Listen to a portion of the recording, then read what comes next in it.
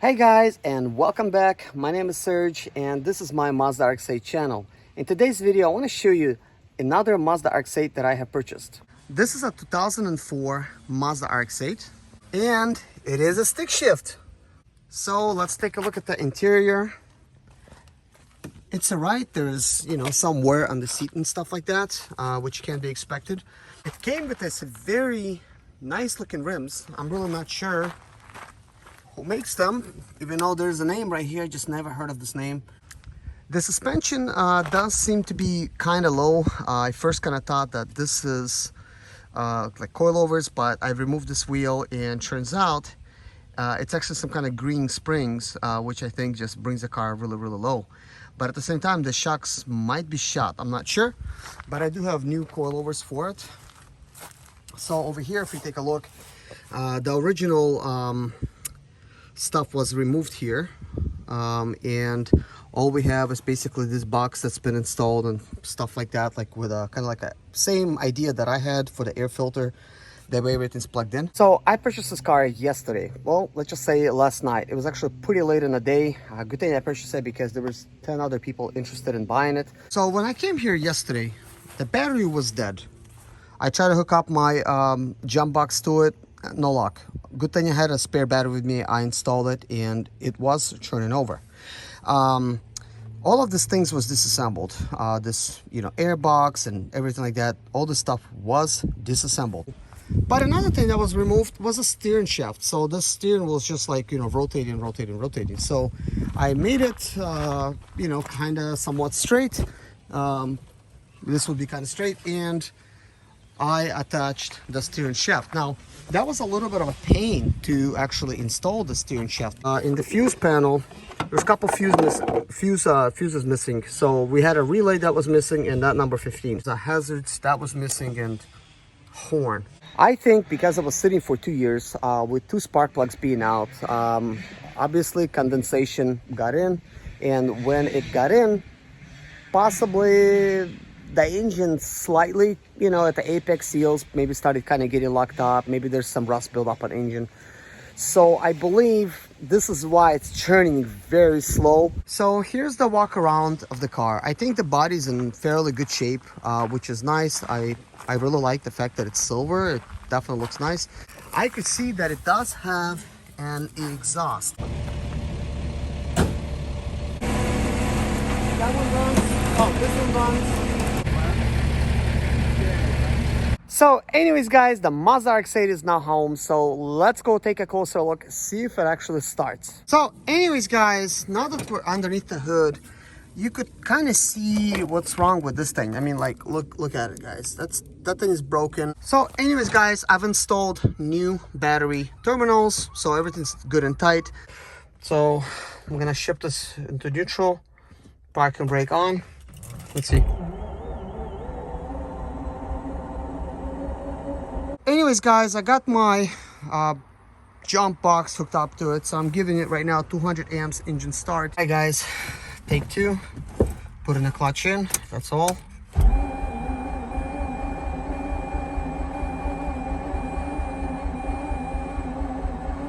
So I'm gonna let the starter actually rest a little bit longer than 60 seconds this time. Not because it's necessary, because I'm just gonna go ahead and swap out the battery. I'm gonna grab another battery and stick it in here. Okay guys, I got my original battery installed, which is from my Mazda RX-8. It's a Legend. Let's see, it's got 785 cranking amps and cold cranking amps 640. So I'm giving it 200 amps. Let's try to start it.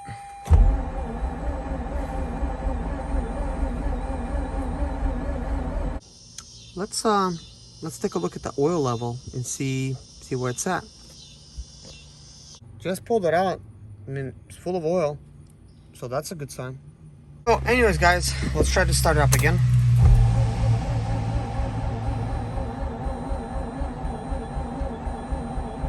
So anyways guys, here's my thoughts. I think that I should not be deflating it. I think flattening it might actually help things, because with the engine sitting for as long as it did, for 2 years, I think some lubrication from fuel is better than no lubrication. So let's try to start it up again. It's a lot more alive than it was. I'm a little bit concerned that speedometer is flickering like it is. And this is a fully charged battery, so technically it should not be dying. All right, let's give this another shot. Wow, look at that. It's turning over like fast. It wasn't doing that before, so that's kind of cool. Maybe it's getting some lubrication from the fuel. I don't know.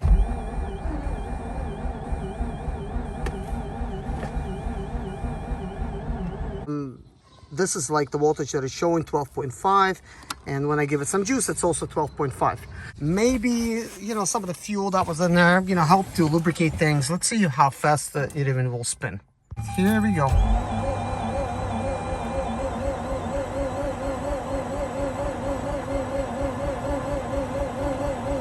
Before attempting anything else, I wanted to show you something.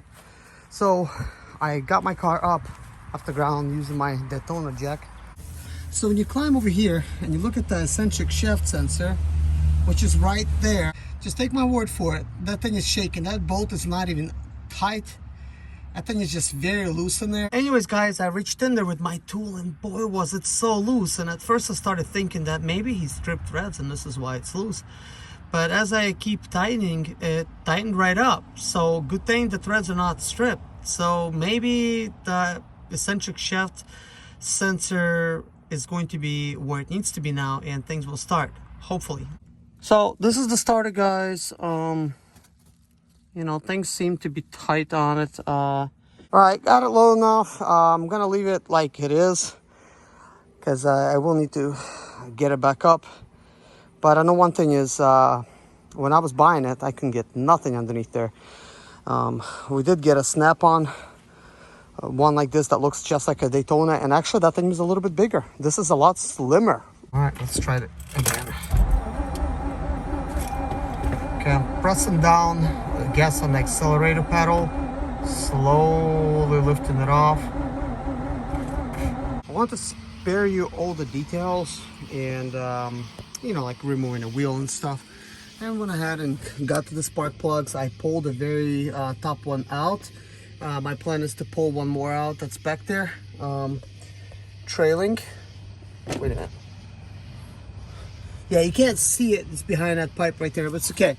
So, haven't seen it yet. Just pulled it out. By the way, to pull it out, guys, you need like a 13/16 tool. This came from Harbor Tool and Freight. It's specifically designed for pulling out spark plugs. There's rubber inside. This will keep you from breaking your spark plugs.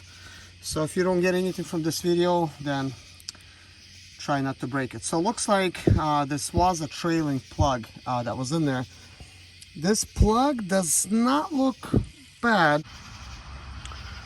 So looking at it, this does seem like a new spark plug, but it's got some buildup on it. You know, ever so slightly. I mean, this does look like a Razor Iridium type of, yeah, this is IR right here. So guys, let's try this.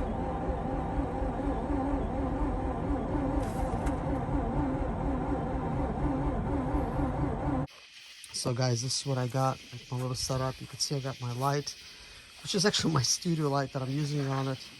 Yeah, it's blinkety blink right now, so I'm gonna go ahead and turn it on, put on 40 watts charge. This is what it looks like right now. Let's see. The wires are hot. You know, guys, while waiting, you know, I'm over here with my flashlight looking at stuff, but what do you think that, oh, that is about? Look at that. Hey guys, speaking of starters, I just looked into it and I noticed that automatic starter cannot be used on a manual car. So therefore, I cannot simply remove my starter from my automatic and put it on my manual car. Also, I've done some research, and turns out that the original starter is 1.4 kilowatts, and I found some on eBay for 50 bucks at 2.0 kilowatts, and I even found one for at 2.2 102 kilowatts, but that one's a little bit much, between 130 and $150. But you want to make sure that you look at the listing and you read how many kilowatts it has, because sometimes they're priced the same, but the kilowatts is much smaller. And let's try this again.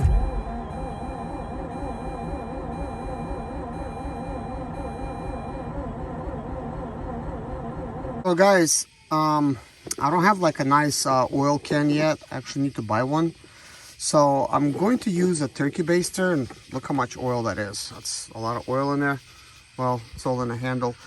But I'll stick this thing like in there and just give it a good squeeze. Wasn't really planning to do this without no gloves, but you know, here it goes. Let me see if I could get this thing in there. Thing is, because it's not like one of those oil cans, it's really hard to, you know, to get it down in there. I first oiled the 2 ports for the spark plugs, and I put those in. It did not start. Then I oiled the other 2. So guys, here's the news. Spark plug's been installed. Now it's time for me to start it.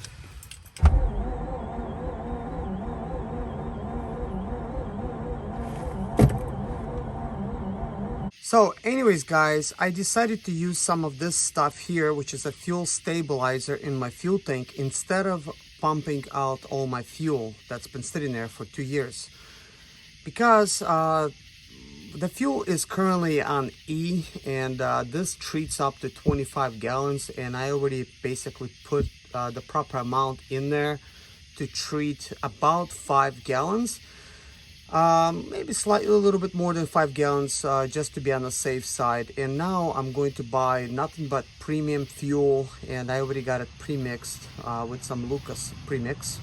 This is the premix that I'm using. I'm currently out, and I need to actually get some more, but I currently treated about 15 gallons of premium fuel. I just need to buy that premium fuel and go ahead and actually pour the whole entire contents in there. So we're gonna get in some of this 93 at $3.37. But anyways guys, I'm gonna go ahead and pump up all the fuel and start loading. All right, here we go guys. 93 selected. I know this is gonna be probably like a boring process, and I'm not gonna try to bore you to death and watching me fuel up my fuel tanks. Wow guys, $71 for 21 gallons. I mean, I only got 5-gallon buckets. I don't know how it's just 21 gallons, but hey, maybe they take a little bit more.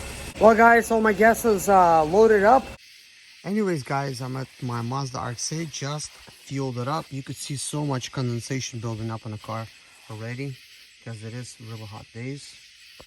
I only needed 10 gallons, that's all. The fuel tank size on these Mazda RX8s are 15.9 gallons, so looks like I was estimating correctly when I said it's about 5 gallons left. So just in case, I put 6 gallons worth of fuel stabilizer, you know, before I even put the rest of this fuel in there. And I also added some premix, which I added about 1 ounce per every gallon, just to compensate for some other fuel that I have in here, in case it wasn't, if it didn't have the 2-cycle premix. So the starting begins.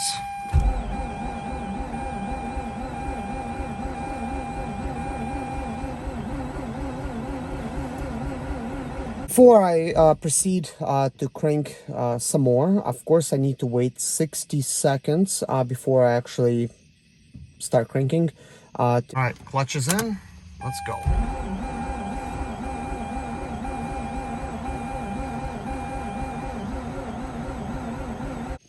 Technically, you have to do about 10 seconds of cranking, then 1 minute wait, so you don't overheat your starter and you don't kill it. All right. Wow, it's even more alive.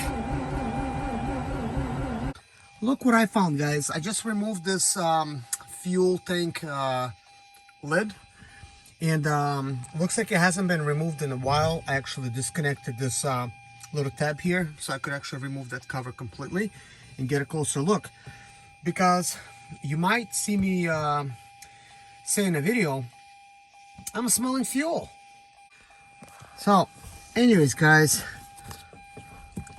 apparently, oh dude, it was not even on. The car should be deflooded, and so I want to kind of like take a look at this and see if there's any detectable type of drops and stuff, because after starting it, I'm gonna come back, I'm gonna see if it becomes any fresher than it is right now. Well, this is not good. This is all fresh, so I didn't have anybody recording this. So guys, I'm gonna crank it over right now and see what's going on.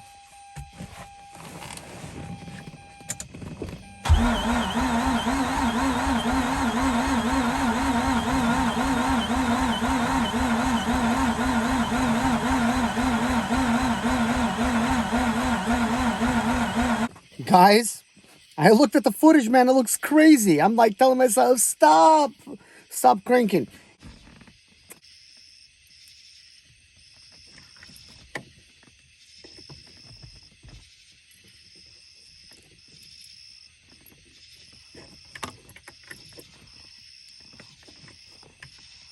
Yeah, it seems like that's the right angle.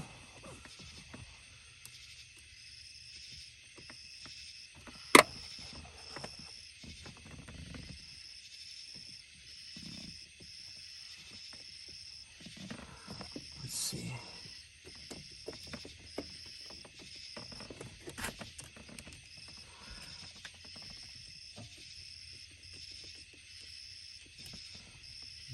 I think I got it like spot on, like where I want it. That ought to hold. Okay. Guys, wish me luck. I think we're gonna be cranking in like a minute. Man,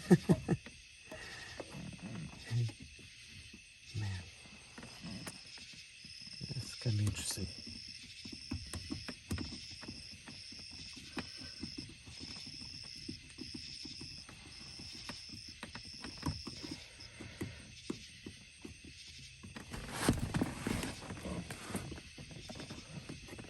Break that off. All right, guys, the car has been sitting all night. Let's try to crank it. I'm gonna first crank it over with a foot down on gas,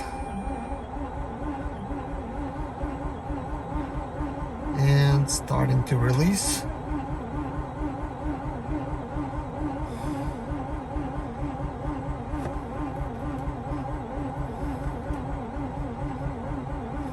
And nothing. Hey guys, as I'm rotating, my son came up and he was observing this engine, and he says my alternator is not rotating. So let's take a look. I will be right. Watch.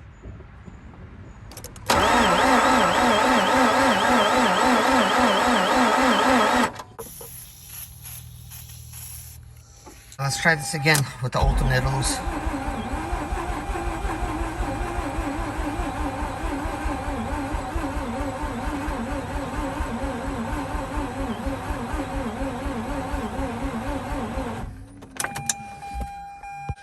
So anyways, guys, I just tried deflooding it for the 7th time, but I'm gonna do it one more. And the reason I want to do it one more, I'm gonna point the camera to the alternator.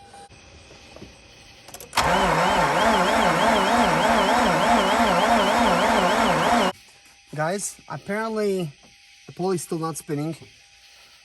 Reason it was spinning a little bit faster is because it does have some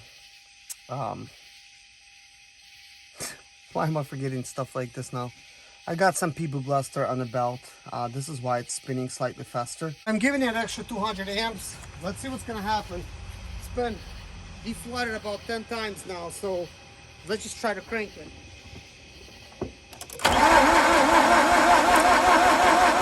So what do we have here? Smoking a little bit. Never thought I'm gonna be saying I'm gonna be lubricating the belt, and here I am. I'm just gonna lubricate it. Let's just do that. Put it all down in there. Let it spin. Gosh, this is so funny. I never done that before. I'm like lubricating the belt. I know, guys, I know like you're hearing me being a little bit more chippery, but I am. The last startup, yeah, like we gotta talk about this. Like, I mean, even though I was spinning for a very long time, but you could kind of see there's something happening. It might actually start up. All right, guys, everything's been done. I'll talk about it on a little break. Got my foot down on the brake, excuse me, gas pedal and clutch. Let's crank away with the deflating procedure. Now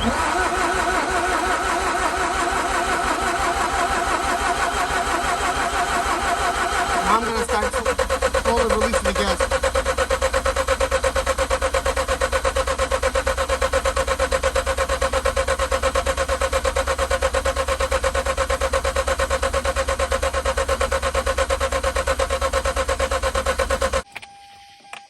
We're gonna get rid of the key for now. So anyways, guys, I guess let's talk a little bit about this. I did actually remove all of the spark, well, not all of them, I actually removed 3 of them, and I lubed up 3 of them. Why did I remove 3 of them? The first 2 lowers that I did remove, the one in the first cylinder was fine, that was easy to lube. The one in the second cylinder, the way the rotor was facing, it was kind of like impossible for me to put some oil on it. Therefore, I removed the one on top to try to accomplish that type of thing. Then I reinstalled all the spark plugs, put all my spark plug wires back, and then I applied 200 amp boost to the current type of battery. I applied lubricant to the actual belt and came in here and cranked away at it for a long time. All right, guys, it's third time the charm. Let's see. I got the battery giving me 200 amps of boost. I just lubricated the belt. I can't believe I'm saying that, but let's start with a defload and see where this leads.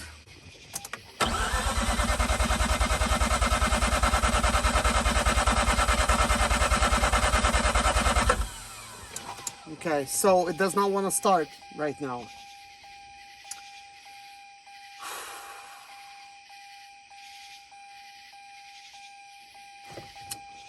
But anyways, let me try to just begin with a deflate procedure.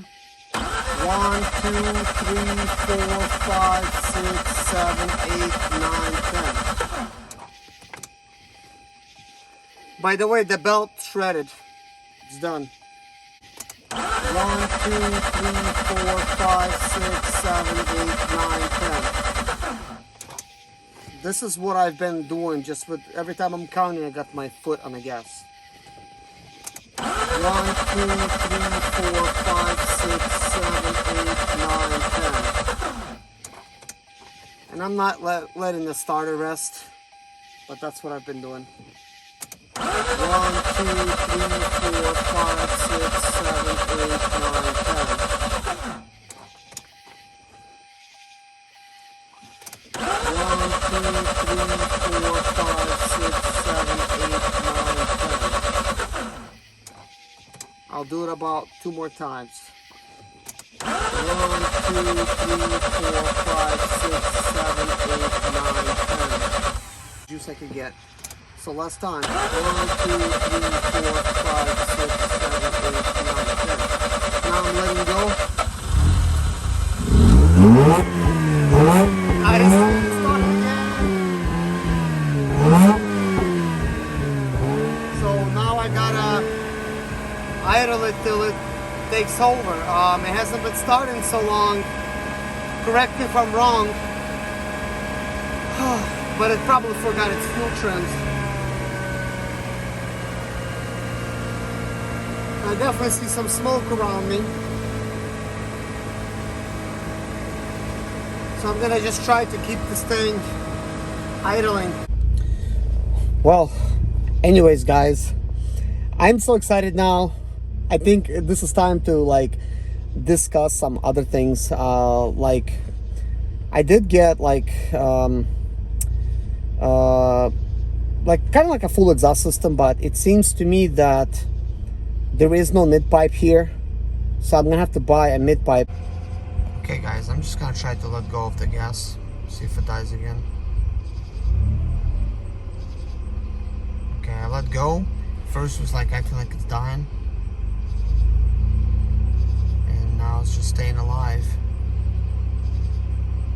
So I still got some issues to work out, you know, with this car, obviously. But guys, now you know a lot more, and we're a lot further along now. So I'm just gonna let this thing idle. I don't know for how long, till maybe it just dies, and then we'll start back tomorrow. But I want to let it idle at least an hour. See how those vacuum lines are not plugged in?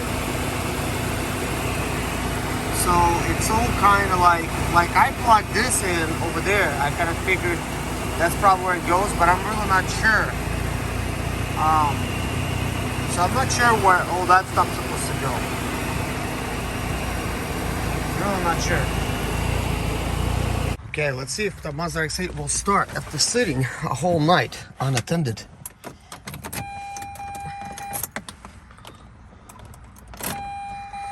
And let's go. I don't even have my foot on the gas. Started right up. That is exciting. Oh my lord. My first time hearing this Mazda RX8 start.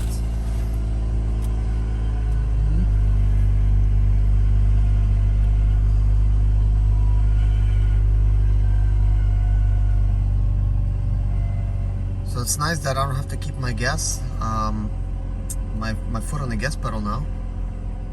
Seems like it learned its fuel trims. I did delete the check engine light. I kind of thought that it's going to come back, and looks like it didn't. There's no check engine light on right now. Also, there is no belt, so basically the water pump is not spinning. But the surprising fact is, I had it idling like this for about an hour. It did not even overheat. It just stayed in the center there. It only wanted to go and overheat a little bit when I was trying to rev it above like 5,000 RPMs. Only then it slightly started to overheat. So that's kind of interesting. But the fans did come on, and they were trying to keep the engine cool.